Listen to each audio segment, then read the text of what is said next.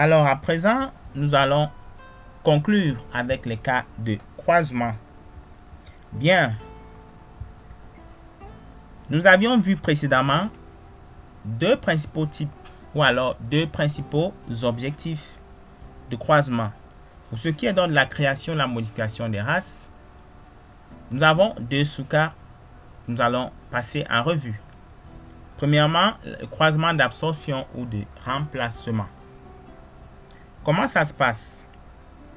Pour ce type, une race dite amélioratrice, le plus souvent une race mâle, est utilisée en insémination artificielle ou en monte naturelle pour croiser uniquement les femelles de la race à améliorer. Notons que les mâles de la race à améliorer ne sont pas utilisés. Ce croisement est fait avec les produits successifs du premier croisement. Par conséquent, après un certain nombre élevé de générations, soit après 5 à 6 croisements, on constate que la nouvelle population est constituée d'individus, autant pour moi, présentant le patrimoine génétique pratiquement de la race mâle. Vous comprenez tout de suite le danger de cette méthode pour la génétique de conservation, avec notamment la disparition des races locales douées d'un potentiel de résilience et d'adaptabilité le plus souvent très élevé. Bien, le second cas est celui de création d'une lignée synthétique. Alors, en guise d'illustration, nous avons par exemple la race Méchant et Jiaxing tous de Chine. Ces deux races sont douées de performances maternelles exceptionnelles ainsi que des performances de reproduction assez importantes.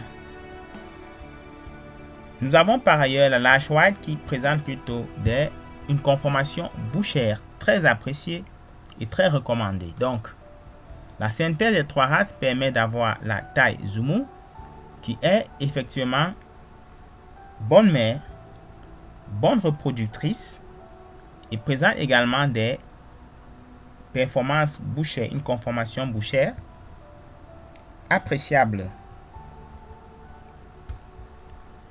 À présent, nous allons nous intéresser donc au type de croisements commerciaux. L'une des caractéristiques des croisements commerciaux est que les produits finaux sont généralement tous abattus pour la consommation ou alors pour la chair. Bien, nous allons commencer par le type classique le plus simple qui est le croisement de première génération. Nous avons, n'est-ce pas, deux races complémentaires qui permettent le plus souvent d'avoir une race aux performances modérées. Ensuite, nous avons les croisements à double étage. Nous sommes toujours dans les croisements commerciaux. Double étage et trois races ou voies. Alors, comment ça se passe? Nous avons les deux races parentales qui, dans un premier temps, sont croisées. Puis, tous les mâles issus du premier croisement seront tous abattus.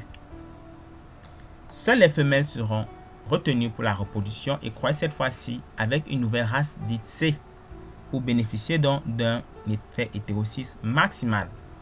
Les produits sont également tous abattus et nettement meilleurs que la F1 directe issue des deux premières races parentales. Alors, après ceci, nous avons les croisements à double étage, les quatre races ou voies. Alors, comment ça se passe ici? Nous avons deux groupes de croisements simples ou directs de première génération qui permettent donc d'avoir deux groupes de F1. Et ensuite, la F1 de chacun des groupes de croisement est croisée pour bénéficier, n'est-ce pas, d'un hétérocysme très élevé entre les quatre races, hétérocysme ou complémentarité entre les quatre races qui sont donc dont les produits sont tous abattus. Bien, notons que au vu de ce dispositif, l'un des inconvénients majeurs autant pour moi est, n'est-ce pas, la mise à disposition de suffisamment d'espace, car notons-le ici, nous aurons par exemple besoin de 6 pâturages, 4 pour les parentaux et 2 pour les groupes de croisés. Alors, nous voyons que c'est énorme. Pour ce qui concerne, n'est-ce pas, l'investissement financier, les ressources humaines et tout ce que ça comporte. Cependant, l'intérêt est quand même que les croisés exceptionnels sont obtenus. Maintenant, toujours en partant de plus de 2 races, nous avons les croisements rotatifs ou criss-cross qui permettent à l'opposé des croisements que nous venions de passer en revue de limiter tout au moins ce nombre de pâturages, car notons qu'ici,